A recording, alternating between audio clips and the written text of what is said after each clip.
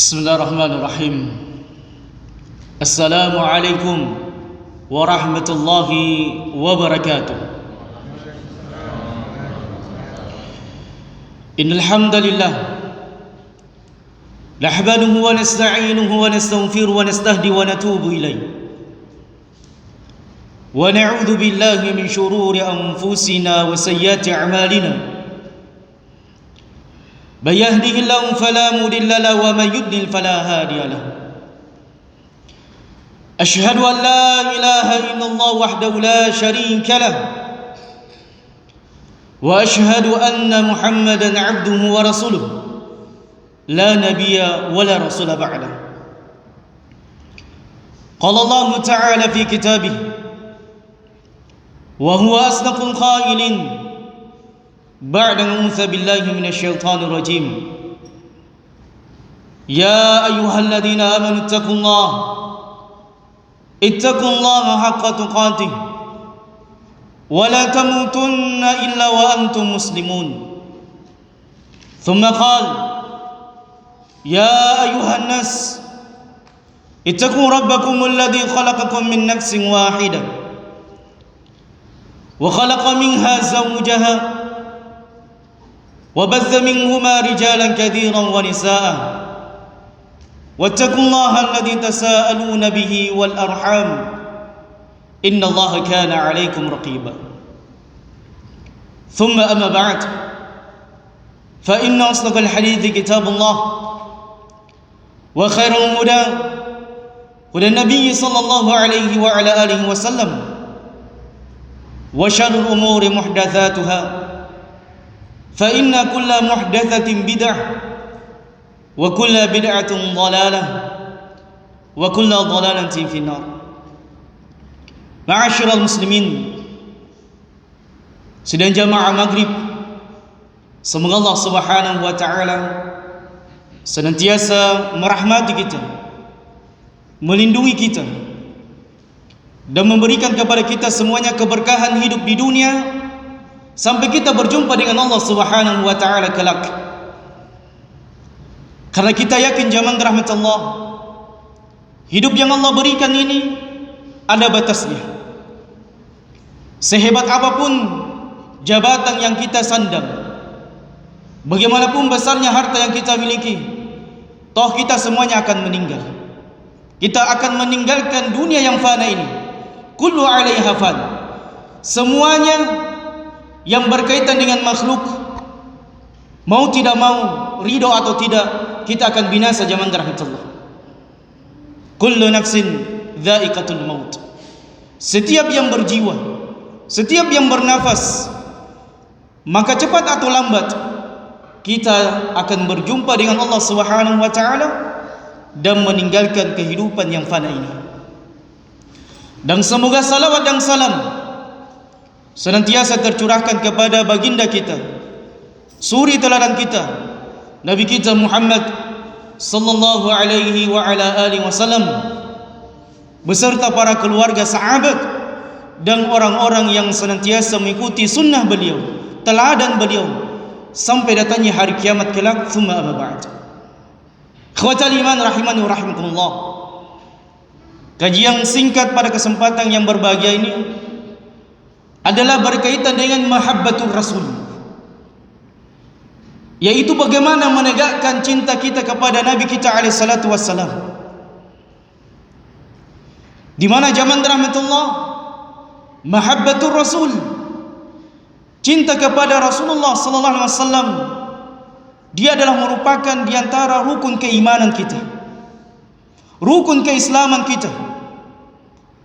Maka tak kala seorang hamba ini ingin masuk ke dalam Islam, maka kalimat yang harus dia ucapkan adalah dua kalimat syahadat.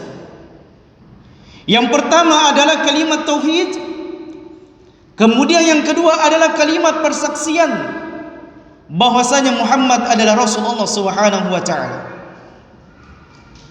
Dan tidak akan pernah sempurna keimanan seorang hamba sampai dua perkara ini, tauhid kepada Allah Subhanahu wa taala Dan begitu pula dengan ittiba Rasulullah sallallahu alaihi wasallam, benar-benar dia tegakkan di dalam kehidupannya, benar-benar dia jalankan di dalam kehidupannya.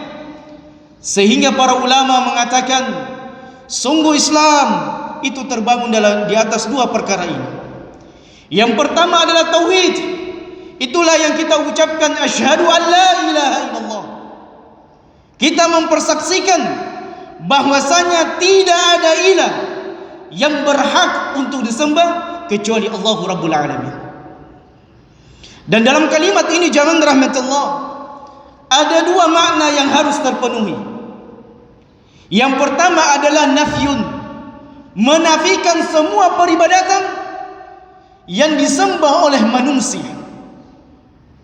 Karena di dunia ini, jamaah rahmatullah, beragam Tuhan yang disembah oleh manusia, macam-macam berhala yang disembah oleh manusia.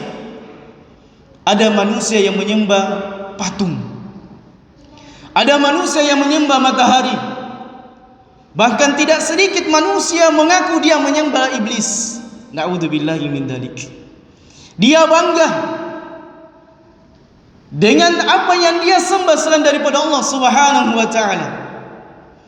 Maka apabila kita ingin sempurna keimanan kita, maka semua peribadatan selain Allah kita harus hilangkan di dalam diri kita.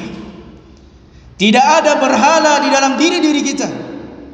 Tidak ada sesuatu yang paling kita cintai melebihi Allah Subhanahu wa ta'ala. Perhatikan jamaah rahmatullah, Allah Jalla wa Ala menyebutkan, sungguh cinta yang Allah berikan kepada kita bisa mengantarkan kita kepada kebahagiaan dan bisa menghancurkan seorang hamba. Mana cinta yang bisa menghancurkan jamaah rahmatullah? Mana cinta yang bisa menyeret kita ke dalam neraka Allah? Mana cinta yang bisa membuat sengsara, membuat seorang hamba binasa di dalam kehidupan ini? Adalah tatkala Allah Subhanahu wa ta'ala mengatakan, qul in kana aba'ukum, katakan kepada mereka Muhammad, in kana aba'ukum, apabila bapak-bapak kalian, wa abna'ukum, dan anak-anak kalian, wa ikhwanukum, teman-teman kalian, wa azwajukum, istri-istri kalian, wa ashiratukum, dan keluarga-keluarga yang dekat maupun yang jauh. Begitu pula dengan harta-harta, perniagaan yang kalian lebih cintai, bahkan kalian sangat ridho, sangat senang dengan rumah-rumah yang kalian miliki. Kalian lebih mencintai perkara-perkara tersebut dari mencintai Allah dan Rasulnya dan berjihad di jalan Allah. Fatarabbasu, maka tunggu kata Allah, kam unasun, betapa banyak manusia dibinasakan karena terlalu cinta dengan dunia. Betapa banyak manusia binasa karena terlalu cinta dengan hartanya. Lihat para hamba-hamba dinar, orang-orang yang mengejar dunia pagi, siang, sore, malam tanpa mengenal waktu. Jamaah rahmatullah, mereka tidak pernah istirahat dengan kerja mengejar dunia, hingga dia melalaikan ketaatan-ketaatan kepada Allah. Dia melupakan solat 5 waktu. Sampai-sampai Allah Subhanahu wa ta'ala menyebutkan, alhaakumut takatsur, apakah dengan perkara dunia kalian berbangga-bangga wahai manusia? Ada manusia berbangga dengan jabatannya, ada manusia berbangga dengan rumah mewahnya, ada manusia bangga dengan jabatannya. Alhaakumut takatsur, dunia telah membuat kalian berbangga-bangga, berponga-ponga, sombong di hadapan makhluk, hatta zurtumul maqabir, tahu-tahu kalian sudah berada di dalam kubur. Kalian hidup di pagi hari mengejar dunia, sibuk mengerjakan dunia, tahu-tahu malamnya kalian sudah meninggal. Di malam harinya kalian sibuk mengejar dunia, rela untuk tidak tidur demi mengejar dunia, tahu-tahu esok harinya kalian meninggal. Jamaah rahmatullah Jalla wa Ala, tidak akan pernah terwujud keislaman yang baik, keimanan yang baik kepada Allah, sampai kalimat tauhid ini lebih besar di dalam diri kita, sampai kita lebih mencintai Allah daripada berhala-berhala yang lainnya. Ketahuilah jamaah rahmatullah, mungkin kita tidak menyembah patung, Mungkin kita tidak ada mendatangi kuburan tertentu, mendatangi dukun tertentu, namun ada berhala togut di dalam diri kita. Apa yang dimaksud dengan togut? Ada sesembahan yang kita sembah selain daripada Allah. Ada cinta kepada makhluk yang lebih besar daripada cinta kepada Allah. Yang ki bilang nanti datang ke kuburan, itu dikatakan syirik. Termasuk cinta kepada makhluk melebihi cinta kepada Allah, itu juga syirik. Di antara manusia, kata Allah Subhanahu wa taala, "May yattakhidhu min dunillahi andada." Mereka menjadikan selain daripada Allah berhala-berhala dunia. Mereka lebih mencintai perkara tersebut dari Allah Jalla wa Ala. Maka kata para ulama, tagut adalah syaitan. Setiap perkara yang disembah selain daripada Allah itu adalah tagut, dan itu adalah merupakan jalannya syaitan.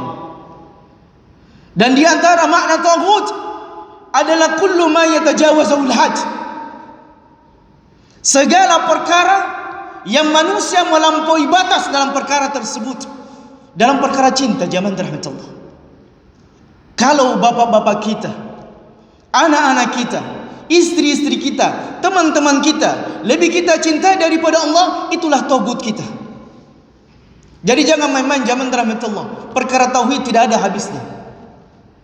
Jangan pernah mengatakan saya sudah mempelajari tauhid. Hati-hati, ini adalah merupakan cara syaitan untuk menggoda anak Adam. Mempelajari ilmu tauhid sepanjang masa zaman rahmat Allah. Lihat bapaknya tauhid. Siapa bapaknya tauhid? Allah menyebutkan bapaknya tauhid siapa? Zaman rahmat Allah, Nabi Ibrahim alaihissalatu wassalam. Di antara ulul azmi minar rusul, orang yang telah dijamin masuk surga oleh Allah Subhanahu wa taala. Bersamaan dengan itu, dia khawatir di akhir hidupnya dia menjadikan dunia sebagai tagut. Ini berbahaya. Maka jangan pernah merasa cukup dengan ilmu tauhid. Syekh Muhammad Ibn Abdul Wahab di dalam kitabnya Kitabut Tauhid yang banyak disyarah oleh para ulama, maka beliau suatu ketika menyebutkan kepada muridnya, menceritakan kepada muridnya, ingin mengetes ilmu tauhid muridnya. Sebab muridnya selalu mengatakan, "Ya Syekh, tiap hari kita belajar ilmu tauhid. Setiap saat kita mempelajari ilmu tauhid. Kalau bisa materinya diganti."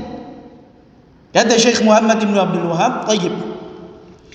Beliau kemudian mengatakan, ada tetangga kita, seorang anak-anak, seorang pemuda, dia telah menzinai ibu kandungnya sendiri.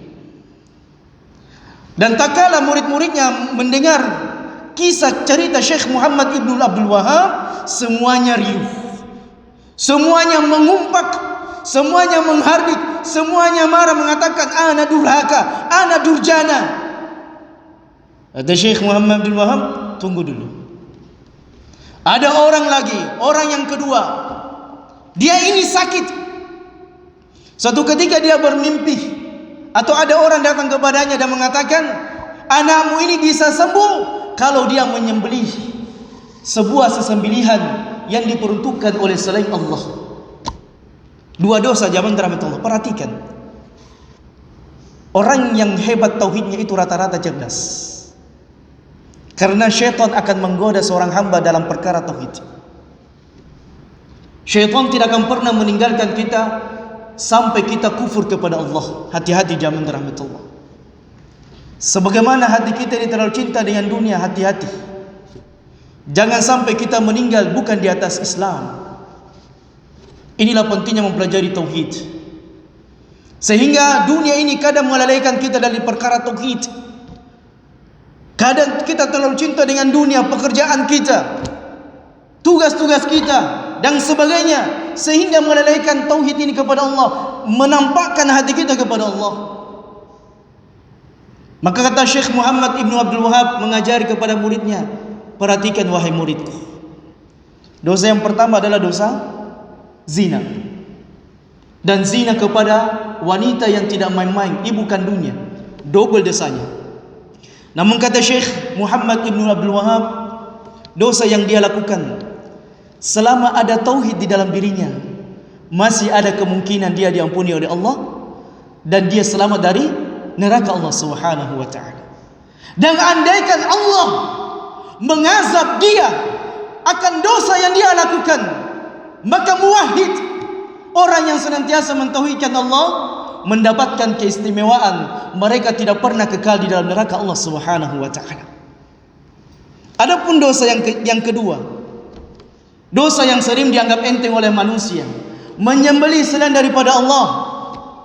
Apakah ayam atau yang lebih kecil daripada itu, zaman rahmatullah, hatta lalat kita berikan selain daripada Allah. Sebagaimana sebuah hadis yang sahih, ada dua pemuda, satu dimasukkan ke dalam neraka karena dia menyerahkan sesuatu selain daripada Allah karena seekor lalat, dan satu yang lainnya dibunuh oleh perompak pada saat itu karena seekor lalat. Demikianlah zaman rahmatullah, syaitan akan senantiasa menggoda kita, membisikkan kepada kita, sampai di dalam diri kita ini ada cinta selain daripada Allah, ada rasa takut yang paling besar daripada Allah selain Allah Subhanahu wa taala, ada keinginan yang terlalu besar terhadap dunia.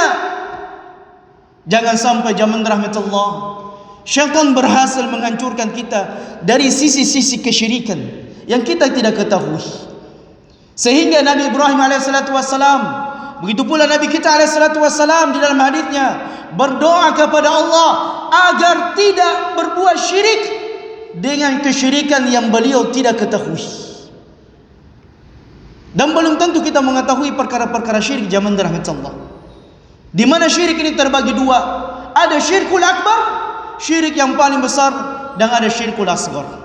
Kita masuk poin yang kedua zaman rahmatullah. Ini baru muqaddimah. Sampai jam berapa? Kemudian yang kedua zaman rahmatullah, tidak akan pernah sempurna keimanan seorang hamba sampai di dalam dirinya manusia yang paling dia cintai adalah Nabi kita alaihissalatu wassalam. Satu ketika Umar ibn Khattab radhiyallahu taala anhu ingin mengungkapkan cintanya kepada Nabi alaihissalatu wassalam. Dia datang kepada Nabi alaihissalatu wassalam dan berkata, "Ya Rasulullah, wahai Rasulullah, tidak ada satupun manusia di muka bumi ini yang paling saya cintai melebihi cintaku kepada engkau ya Rasulullah, kecuali diriku sendiri. Setelah kecuali diriku sendiri, baru aku mencintaimu ya wahai Rasulullah." Maka Nabi alaihissalatu wassalam kemudian mengatakan, ingin meluruskan cinta yang hakiki kepada Nabi alaihissalatu wassalam kepada sahabatnya yang dia cintai. Maka Nabi alaihissalatu wassalam mengatakan, "Ya Umar, belum wahai Umar, engkau belum mencintai aku dan Allah Subhanahu wa taala melebihi cintamu." Sehingga Nabi alaihissalatu wassalam mengatakan, "Sesungguhnya tidak akan pernah sempurna cintamu wahai Umar sampai engkau lebih cintai daripada dirimu sendiri." Maka Umar kemudian mengatakan, "Ya Rasulullah, al-an, sekarang wahai Rasulullah, tidak ada manusia di muka bumi ini yang paling saya cintai melebihi cintaku kepada engkau wahai Rasulullah sallallahu alaihi wasallam." Dan zaman rahmatullah, sudah terwujudkah manusia yang paling kita cintai adalah Rasulullah sallallahu alaihi wasallam dari manusia yang lainnya? Sudah adakah cinta ini di dalam diri kita sehingga kita berhak mendapatkan syafaat Nabi alaihissalatu wassalam pada hari kiamat kelak? Ingat zaman rahmatullah, di padang mahsyar nanti, pada hari kiamat, antara surga dan neraka, manusia sangat butuh dengan syafaat Nabi alaihissalatu wassalam. Dan di antara keistimewaan Nabi kita alaihissalatu wassalam adalah kelak Allah memberikan izin kepada Nabi-Nya alaihissalatu wassalam untuk memberikan syafaat kepada umatnya yang senantiasa mentauhidkan Allah Subhanahu wa taala. Namun ingat zaman rahmatullah, seorang hamba tidak akan pernah mendapatkan syafaat Nabi alaihissalatu wassalam pada hari kiamat kecuali hamba tersebut tidak boleh melakukan kesyirikan. Sehingga para ulama mengatakan, di antara manusia yang terhalang mendapatkan syafaat Nabi alaihissalatu wassalam adalah orang-orang yang melakukan kesyirikan. Jadi jangan coba-coba zaman rahmatullah melakukan kesyirikan, sebab dosa syirik tidak ada ampunannya. Allah Subhanahu wa taala berfirman, "Innallaha la yaghfiru an yushraka bih wa yaghfiru ma duna dzalika liman yasha." Sesungguhnya Allah Jalla wa Ala tidak akan pernah mengampuni dosa syirik, yaitu syirik akbar. Orang yang melakukan sujud beribadah selain daripada Allah Subhanahu wa taala. Sehingga bagaimanapun hebatnya ibadah seorang hamba, kalau dia melakukan syirik, mohon maaf, ibadah yang dia lakukan tidak diterima oleh Allah. Sehebat apapun, semaksimal apapun, sekuat apapun seorang hamba itu beribadah kepada Allah, kalau dia melakukan kesyirikan, maka ibadah yang dia lakukan tidak akan pernah diterima oleh Allah Subhanahu wa taala. Lihat pamannya Nabi alaihi salatu wasallam. Tak kala Nabi alaihi salatu wasallam ingin memberikan syafaat kepada pamannya, maka syafaat yang diminta oleh Nabi alaihi salatu wasallam kepada pamannya tidak diterima oleh Allah Subhanahu wa taala, sebab pamannya meninggal di atas kesyirikan. Begitu pula dengan bapaknya Ibrahim. Tak kala Nabi Ibrahim alaihi salatu wasallam ingin memberikan syafaat kepada bapaknya, maka syafaat yang diajukan oleh Nabi Ibrahim alaihissalatu wassalam, Khalilullah, kekasih Allah Subhanahu wa taala, tidak diterima oleh Allah Subhanahu wa taala. Begitu pula dengan Nabi Nuh alaihissalatu wassalam ingin memberikan syafaat kepada anaknya, namun syafaatnya tertolak karena anaknya melakukan kedurhakaan kepada Allah. Lihat zaman rahmat Allah. Bagaimanapun tingginya kedudukan Nabi kita alaihissalatu wassalam, begitu pula dengan kemuliaan Nabi Ibrahim alaihissalatu wassalam dan martabat Nabi Nuh alaihissalatu wassalam, ingin memberikan syafaat kepada orang yang mereka cintai, namun syafaat yang mereka ajukan kepada Allah tertolak. Karena kenapa? Zaman rahmat Allah syirik. Jadi jangan kita coba-coba zaman rahmat Allah melakukan kesyirikan. Kita ini semua ada dosa. Sampai yang berbicara ini tidak ada yang maksum zaman rahmat Allah. Kita semua ini banyak dosa. Mungkin dosa mata, setiap harinya melihat hal-hal yang haram. Dosa mulut, tidak pernah berhenti ghibah. Itulah lisan zaman rahmat Allah. Hati-hati lisan. Tidak akan pernah istiqomah di dalam sini sampai ini istiqomah. Tidak akan pernah lurus yang di sini zaman rahmat Allah sampai yang di sini lurus. Tidak akan pernah terpenuhi kalimat-kalimat thayyib, kalimat-kalimat zikir di sini kalau di sini selalu ghibah. Hati-hati zaman rahmatullah Jalla wa'ala. Sehingga para ulama kemudian mengatakan, sesungguhnya meninggal di atas tauhid adalah sebuah nikmat zaman rahmatullah. Ini perhatikan. Maka ketika syaitan melihat tidak ada cara yang lainnya kecuali seorang hamba itu harus mati dalam keadaan kufur, falamma kafaru, dan ketika seorang itu telah kafir kepada Allah, ketika dia meninggal, maka syaitan mengatakan selesai tugas saya. Jadi selama kita belum mati zaman rahmat Allah, kita tidak akan pernah selamat dari godaan syaitan. Selama nyawa ini belum dicabut dan kita tidak pernah mengetahui apakah kita di atas tauhid kepada Allah, wala tamutunna illa wa antum muslimun, jangan pernah kalian mati kecuali dalam keadaan Islam. Maka bawa dua zaman rahmat Allah, bawa dua ini sampai mati. Nasihat para ulama sangat indah. Jangan pernah hilangkan dalam hati kita sampai kita meninggal. Apa itu? Cinta kepada Allah dan cinta kepada Nabi alaihissalatu wassalam. Siapa yang membawa dua perkara ini sampai dia meninggal, sampai suatu saat dia berjumpa dengan Allah, maka dia adalah orang-orang yang selamat. Dimanapun kita berada zaman rahmat Allah, tidak ada ilah yang berhak disembah kecuali Allah. Ini harga mati. Seorang hamba yang ingin mati di atas tauhid, harga mati. Tidak ada ilah yang berhak disembah kecuali Allah. Tidak ada tempat kita berlindung kecuali kepada Allah. Lepaskan semua jimat tak. Yang masih gunakan jimat, lepaskan memang sebelum mati. Jimat zaman rahmat Allah terlarang dan tercelah. Nabi SAW suatu ketika mendapatkan ada seorang pemuda menggunakan jimat. Maka Nabi SAW tanya kepada pemuda, "Mahadhihi, ini ente gunakan untuk apa?" Maka pemuda ini mengatakan, "Minal wahina ya Rasulullah." Sekedar untuk jimat ya Rasulullah, untuk menguatkan saya supaya saya tampak kuat. Kan begitu laki-laki itu. Laki-laki memang makhluk lemah, selalu butuh obat kuat. Zaman rahmatullah jalla wa ala. Jadi kekuatan hakikatnya adalah ada pada ibadah zaman rahmatullah. Ada pada tauhid ini. Maka Nabi SAW mengatakan, inziha, lepas wahai fulan, sambil melempar jimat itu.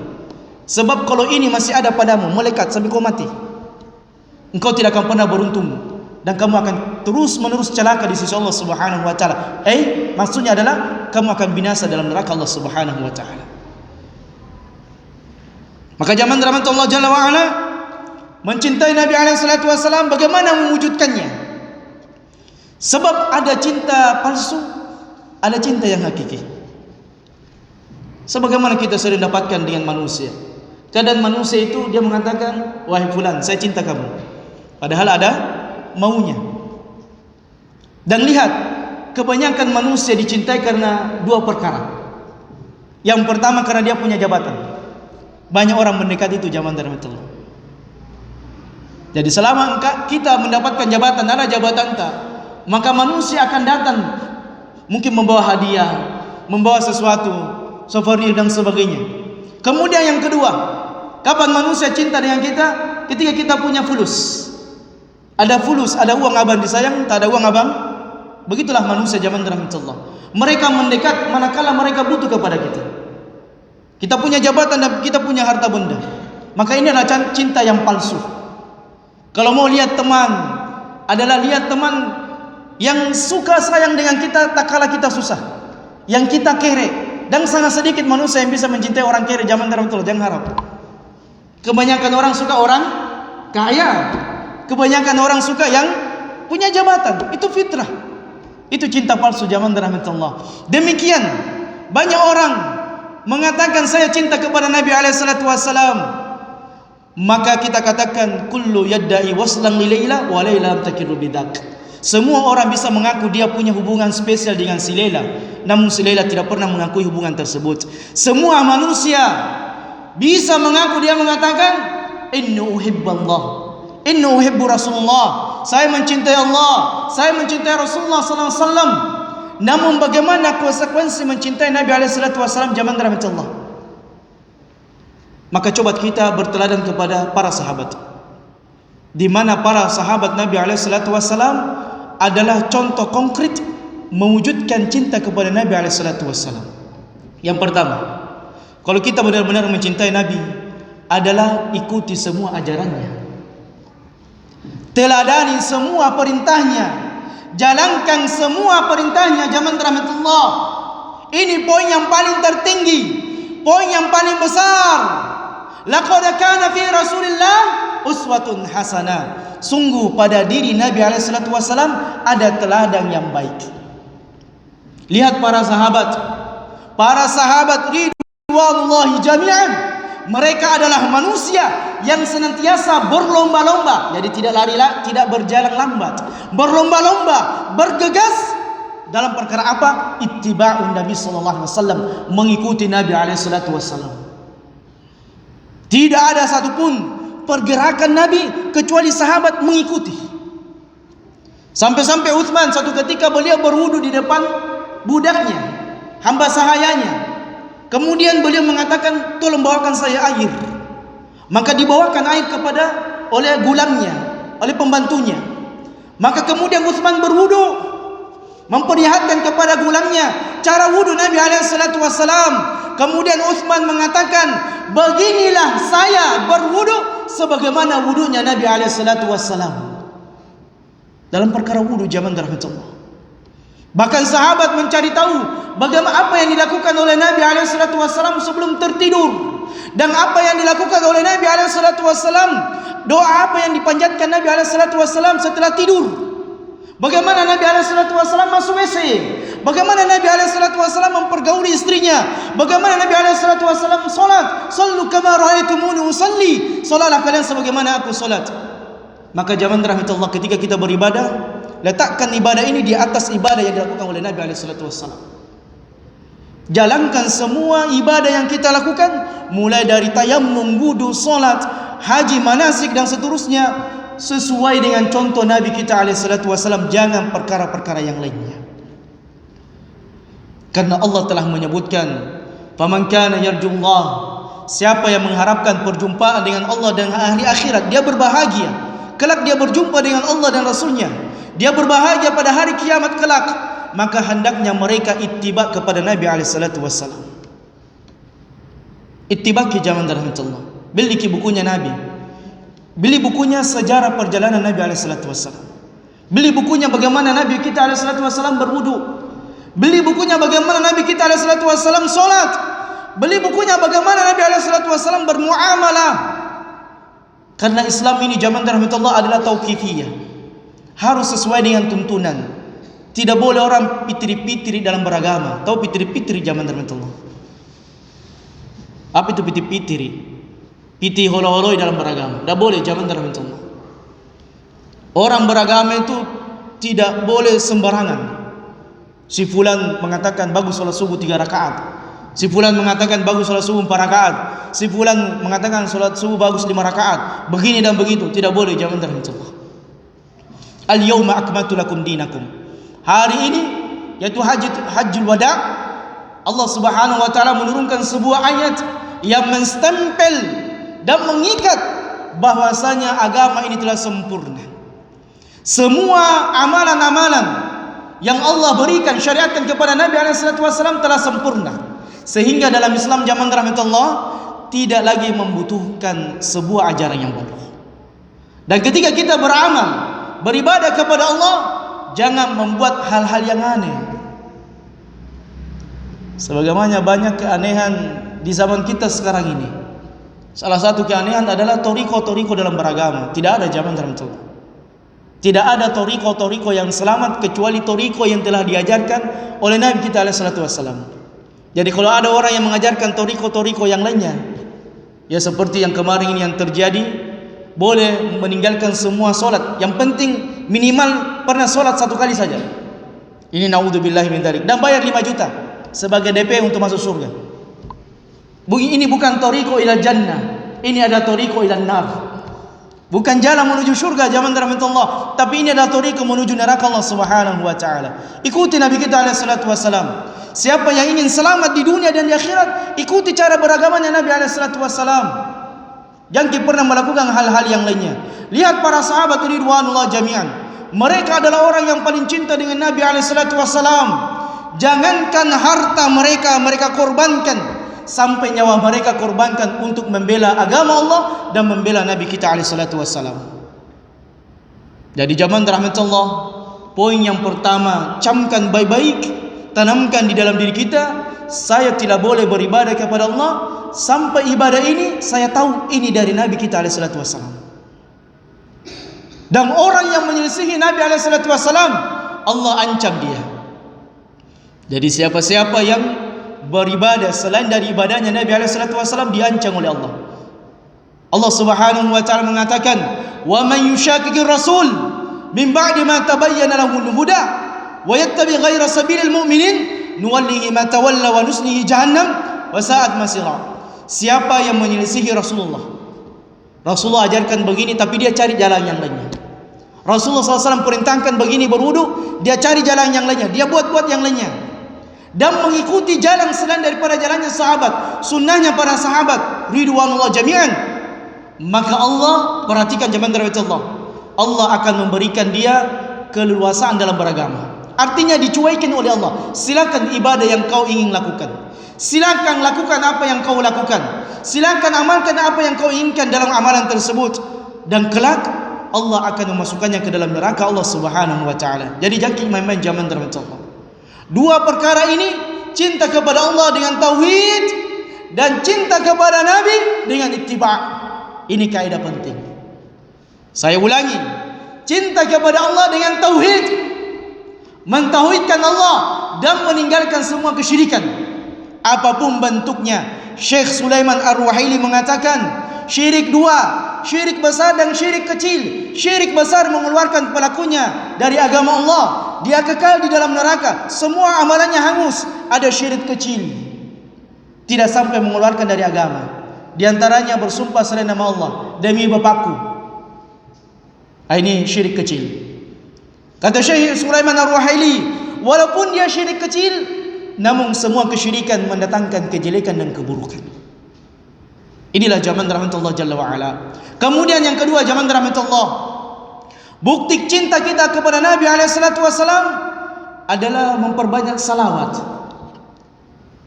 Jadi tidak sekedar merayakan, karena banyak orang semangat kalau merayakan tapi malas bersalawat. Bagaimana ceritanya? Zaman rahmatullah, ada sebuah tempat jor-joran, memang habis-habisan sebagian tempat, tidak usah kita sebutkan. Sebuah tempat jor-joran zaman rahmatullah, para mentoki mau di Lumpua, semua jenis telur ada di sana, dengan tujuan cinta Nabi SAW. Namun ketika diucapkan nama Nabi SAW tidak pernah bersalawat. Bagaimana caranya? Dan salah satu bentuk cinta kita kepada Nabi SAW adalah memperbanyak salawat. Minimal sallallahu alaihi wasallam, itu yang paling sedikitnya.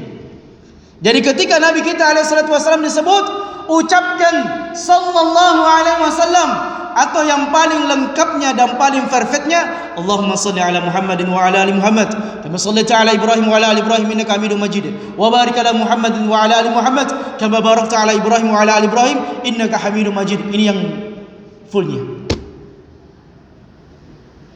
Jadi ketika kita mendengar nama Nabi atau membaca tulisan ada nama Nabi, di antara bentuk cinta adalah memperbanyak salawat sallallahu alaihi wasallam.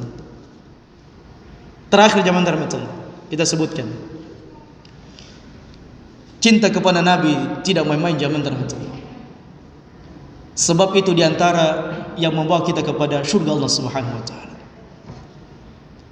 Dan itulah yang paling dirasakan oleh sahabat radhiyallahu taala anhu. Ketika Nabi SAW wafat, tidak ada satupun sahabat kecuali merasakan kesedihan yang sangat besar.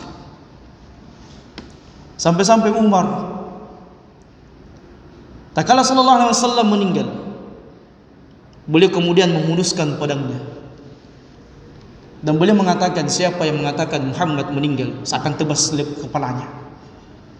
Mereka tidak pernah menerima orang yang selama ini berjuang bersama dengan mereka, manusia yang telah menyelamatkan mereka dari kesyirikan.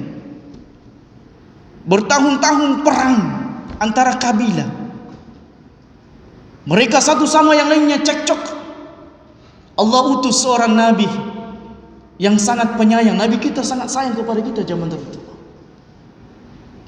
Nabi kita SAW sangat merindukan dengan umatnya. Sampai-sampai suatu ketika Nabi kita SAW duduk dengan sahabatnya, maka Nabi SAW menyebutkan nama-nama kita zaman itu, menyebutkan saudara-saudara kita.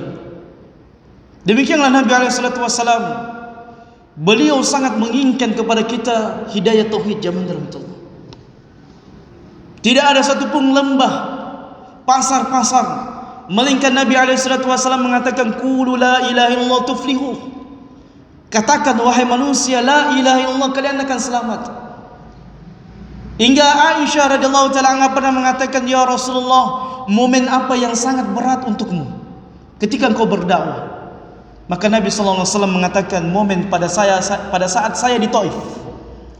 Ketika saya berdakwah di Taif, penduduk Taif itu mengeluarkan semua anak-anaknya, dibekali batu yang besar. Ini batu, lempar Muhammad. Kalau ada Muhammad dan sahabatnya, lempar sekeras-kerasnya, sekencang-kencangnya, dan celah Muhammad dan para sahabatnya. Itulah momen yang paling menyedihkan oleh Nabi kita SAW. Nabi kita membawa hidayah, namun dipukul mundur dengan cacian dan lempar, hingga beliau berdarah zaman rahmatullah. Sampai-sampai malaikat Jibril datang membawa malaikat gunung. Jibril kemudian mengatakan, ya Rasulullah, ini malaikat gunung. Perintahkan satu perintah hingga penduduk Taif ini hancur. Allah timpakan mereka gunung-gunung yang besar yang ada di Taif. Lihat zaman rahmatullah, Nabi kita SAW, Nabiur Rahmah, Nabi yang hatinya terpenuhi dengan kasih sayang dan cinta. Beliau SAW mengatakan, la ya Jibril, tidak wahai Jibril, arju minallah, aku mengharapkan dari sisi Allah, agar Allah mengeluarkan dari tulang-tulang sulbi penduduk Taif ini, may ya'budullah wa la yusyriku bi syai', Orang yang senantiasa mentauhidkan Allah dan menjauhi syirik. Ini zaman rahmat Allah. Kalau anda mengatakan cinta kepada Rasulullah, embang agama ini sampai kita meninggal. Bawa tauhid ini zaman rahmat Allah sampai meninggal. Dan kalau kita benar-benar cinta kepada Nabi SAW, ikuti cara beragamanya Nabi kita. Karena tidak dikatakan cinta kecuali kita mengikuti. Tidak dikatakan cinta sampai kita meneladani. Tidak dikatakan cinta sampai kita menengok bagaimana Nabi SAW tertidur, bagaimana Nabi SAW terbangun, bagaimana Nabi SAW beribadah kepada Allah, bagaimana Nabi SAW bermunajat, hingga satu ketika Bilal ibn Rabah. Di antara sahabat Nabi SAW yang paling terdekat adalah Bilal ibn Rabah. Hingga satu ketika, satu malam, Bilal ini berada di Syam, kalau saya tidak salah. Maka di dalam tidurnya Bilal melihat Nabi SAW dan Nabi SAW mengatakan, "Ya Bilal, engkau tidak pernah menziarahiku di Madinah?" Hingga kemudian Bilal ini terbangun dari tidurnya, kemudian bergegas menuju Madinah. Ada kerinduan yang sangat besar dengan Nabi kita alaihissalatu wassalam. Zaman rahmatullah jalla wa'ala, cinta yang sangat besar. Tidakkah mungkin kita uraikan dengan kata demi kata? Cinta yang sangat luar besar, yang terpendam dalam diri para sahabat. Hingga kemudian Bilal ini sampai di kota Madinah. Semua orang riuh, berkembang cepat. Bilal datang menuju kota Nabi SAW. Mereka rindu dengan azannya Bilal yang pernah dikumandangkan di zaman Nabi SAW. Semua orang datang kepada Bilal, "Ya Bilal, azankan dengan azan yang pernah kau azankan di zaman ketika Nabi SAW hidup. Kami rindu dengan suaramu wahai Bilal. Rindu di masa di mana Nabi SAW masih hidup." Zaman rahmatullah, Bilal awalnya tidak mau, dia menolak. Sangat berat baginya zaman rahmatullah. Namun dia dipaksa untuk azan. Hingga kemudian pun dia azan zaman rahmatullah. Dia azan, Bilal ibn Rabah azan sampai pada kalimat wa anna Muhammadar Rasulullah. Beliau tidak mampu melanjutkannya.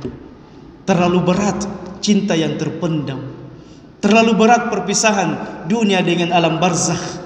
Inilah zaman rahmatullah, cinta yang hakiki, cintanya para sahabat. Cinta yang hakiki, coba lihat cintanya para sahabat, bagaimana mereka mencintai Nabi SAW. Dan orang muslim yang pintar, yang pandai adalah mereka senantiasa mengikuti para sahabat ridwanullah jami'an. Bagaimana mereka mewujudkan cinta-cinta mereka kepada Nabi SAW. Demikianlah zaman rahmatullah, sedikit pembahasan kita berkaitan dengan cinta kepada Allah dan cinta kepada Rasulullah SAW. Dan momennya ini tidak akan mungkin kita bahas poin demi poin. Terlalu banyak pelajaran yang harus kita selesaikan zaman rahmatullah. Terlalu banyak pelajaran-pelajaran agama yang kita harus baca, yang kita harus pelajari lagi. Sejelek-jelek manusia, pandai dalam urusan dunia, buruk dalam perkara agama. Jangkit seperti itu zaman rahmatullah. Pelajari agama kita. Baca sirah Nabi SAW, bagaimana beliau berdakwah, bagaimana beliau beragama. Dan dua, ini zaman rahmatullah yang saya sangat tekankan buat kita semuanya dan dinasihatkan oleh para ulama. Bawa dua ini, cinta kepada Allah dan cinta kepada Rasulullah SAW sampai meninggal. Cinta kepada Allah diwujudkan dengan tauhid, dan cinta kepada Nabi SAW diwujudkan dengan ittiba', mengikuti Nabi SAW dalam beribadah. Kalau kita membawa dua perkara ini sampai meninggal, insyaAllah kabar gembira buat kita semuanya. Kita mengharap perjumpaan dengan Allah dalam keadaan kita radiyatan mardiyah, dalam keadaan kita diridhai oleh Allah Subhanahu wa taala. Hadza wallahu a'lam bissawab. Subhanakallahumma wa bihamdika asyhadu an la ilaha illa anta astaghfiruka wa atubu ilaik. Wa akhiru dawana anil hamdulillahi rabbil alamin. Wassalamu alaikum warahmatullahi wabarakatuh.